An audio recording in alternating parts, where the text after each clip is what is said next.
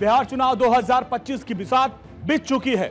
NDA ने एक बार फिर से सामाजिक संतुलन और सियासी सूझबूझ का परिचय देते हुए अब टिकट का बंटवारा किया। अब टिकट का बंटवारा जो है वो बहुत खास है।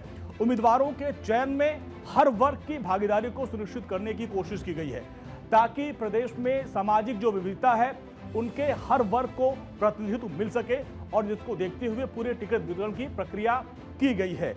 ये जो रणनीति है न केवल चुनावी गणित को मजबूत करती है बल्कि समावेशी राजनीति की दिशा में एक सकारात्मक कदम है और इस बात का संकेत भी देती है। अब आपको बताते हैं किस तरीके से ये आंकड़े हैं। ये आंकड़े आप देखिए किस वर्ग को कितने उम्मीदवार उनको सीट दी गई है, ये आप जानेंगे तो पूरी तरीके से आप समझ पाएंगे। अब इधर आप देखिए, अब एनडीए ने जो अपने उम्मीदवार उतारे हैं उसमें क्या है, जनरल कैटेगरी के 85 उम्मीदवार उतारे गए हैं, अब ईबीसी के 36, इसके अलावा आप देखिए ओबीसी 77। खास बात देखिए, जनरल 85, ओबीसी 77, एससी एसटी के 40 लोगों को अपना उम्मीदवार बनाया गया है। तो ये पूरा जो सोशल इंजीनियरिंग का फॉर्मूला है ये एनडीए का आपने देखा किस तरीके से यहाँ पे हर वर्ग को यहाँ पे साधने की कोशिश की गई है और किस वर्ग के कितने लोगों पर बीजेपी, जेडीयू और एनडीए के जो बाकी उनके साथी हैं उन्होंने दिया है वो भी आप समझिए। अब आपको दिखाने जा रहे हैं बीजेपी ने हर वर्ग को साथ कर कैसे विपक्ष के मुद्दे को हाईजैक कर लिया है और किस तरीके से समाज के सभी लोगों पर भरोसा किया और टिकट वितरण किया है। तो किस तरीके से अब आप देखिए, अब आप इस प्लान को समझिए। प्लान क्या है, जो सवर्ण हैं लगभग आप देखिए 48.5% जो इसमें टिकट है वो बीजेपी ने दिया है। अब बीजेपी का प्लान आप देख लीजिए, बीजेपी ने जो उनके खाते में 101 सीट थी उसमें से 48.5 यानी 48.5% जो टिकट दिया है वो सवर्णों को दिया है। अब सवर्णों में भी किसको दिया, 21 टिकट राजपूत को, 16 दिया भूमिहार को, ब्राह्मण को 11 और कायस्थ को 1 टिकट ये दिया है।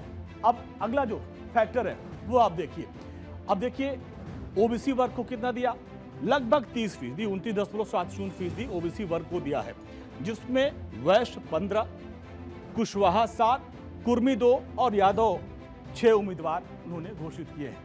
अब आगे बढ़ते हैं कि किस तरीके से देखिए हर वर्ग को साधने की पूरी कोशिश की गई है। अब आप देखिए दलित वर्ग से कितने 11.88 जो फीसदी टिकट दिया गया है और ईबीसी को देखिए कम से कम 9.9 यानी 10 टिकट जो है उम्मीदवार है वो ईबीसी वर्ग के आते हैं, दलित से 12%। तो ये ओवरऑल जो सोशल इंजीनियरिंग का फॉर्मूला ये था।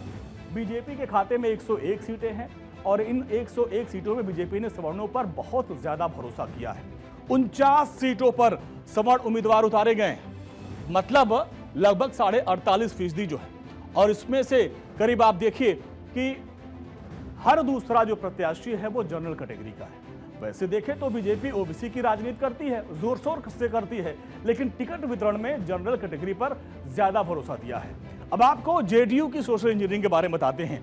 जेडीयू की तरफ से नीतीश कुमार, आप देखिए जो उनका सोशल इंजीनियरिंग का फॉर्मूला है वो आप जानते ही हैं। अब जेडीयू की बात करते हैं। जेडीयू ने क्या किया, सवर्ण 22% जो सवर्ण उनको टिकट दिया है। अब सवर्णों में किसको कितना टिकट मिला, राजपूत 10, भूमिहार 9, ब्राह्मण 2, कायस्थ 1।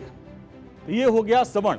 अब आगे आइए, ओबीसी वर्ग को 37% टिकट दिया गया, यानी यहां पर ओबीसी पर फोकस किया गया है, जिसमें भी कुशवाहा 13 हैं, कुर्मी 12, यादव 8 और वैश्य समाज के 4 उम्मीदवार हैं। ये देखिए 37%। अब ईबीसी 22% ईबीसी कैटेगरी के लोगों को टिकट दिएगा, जिसमें धानुक 8 हैं, मल्लाह 3, गंगोता, कामत, चंद्रवंशी 2-2 हैं, हलवाई, कानू और गोस्वामी से 1-1 है। तो ये फॉर्मूला है। अब आगे आइए, अब इसमें एससी एसटी को भी आप जान लीजिए और कितने मुस्लिम हैं उनको जान लीजिए। तो 4 मुस्लिम उम्मीदवार इस बार दिए गए हैं। हालांकि 2020 के मुकाबले इसमें कम है, 2020 में 10 उम्मीदवार थे और पिछले चुनाव के मुकाबले 6 उम्मीदवार इस बार जेडीयू ने मुस्लिम कम उतारे हैं। तो ये पूरा फैक्टर है किस तरीके से जेडीयू ने अपने तमाम जो उम्मीदवार हैं उनको दिया है। अब अलग अलग जो एनडीए के साथी हैं उनके बारे में भी आपको जानना होगा कि जेडीयू बीजेपी के बारे में आपने जान लिया, अब किस पार्टी ने किस जाति पर सबसे ज्यादा भरोसा किया है ये भी जानना आपके लिए बेहद जरूरी है। तो उसके भी आंकड़े आपके सामने हैं। चिराग पासवान की बात करते हैं। चिराग पासवान की जो पार्टी है एलजेपी, अब इनकी चुनावी रणनीति समझ लीजिए। चिराग पासवान 29 सीटों पर चुनाव में हैं और उनके उम्मीदवार कौन कौन से जान लीजिए। 10 जो है वो फॉरवर्ड हैं, 8 इसमें दलित हैं, 6 ओबीसी हैं, 4 ईबीसी समाज के हैं। यानी यहाँ पर भी आप देखिए जो 10 है वो जनरल से आते हैं। हालांकि उन्होंने एक मुस्लिम को भी टिकट दिया है, एक मुस्लिम को सिर्फ टिकट दिया है। जेडीयू ने 4 को दिया, चिराग ने 1 को दिया। अब जीतन राम मांझी की पार्टी के बारे में जान लेते हैं। 6 सीटों पर वो चुनाव लड़ रही हैं और 6 में से कितने सीटों पर किस वर्ग को दिया? 4 दलित को, 2 फॉरवर्ड को उन्होंने अपना उम्मीदवार बनाया है। अब जरा उपेंद्र कुशवाहा की बात कर लेते हैं। आरएलएम ये भी 6 सीट पर मैदान में है। अब इनका क्या सोशल इंजीनियरिंग का फैक्टर है ये भी आप जान लीजिए। 2 फॉरवर्ड और इसमें ओबीसी हैं, 3 कुशवाहा, 1 वैश्य समाज से उन्होंने अपना उम्मीदवार बनाया है। तो ये पूरा एनडीए का सोशल जो है इंजीनियरिंग का फॉर्मूला है और जिसमें आपने देखा किस तरीके से बीजेपी है, एनडीए, हम और चिराग पासवान की पार्टी ने अपने अपने उम्मीदवारों के नाम का ऐलान किया है। अच्छा, इसमें एक बात आप देखिए, एनडीए ने लीग से हटकर जो टिकटों का बंटवारा किया है। अब ऐसा हम क्यों कह रहे हैं? तो आपको बिहार के जाति जो जनगणना है उसके सर्वे को देखना पड़ेगा, उसके बाद फिर आप समझ पाएंगे कि ऐसा क्यों कहा जा रहा है।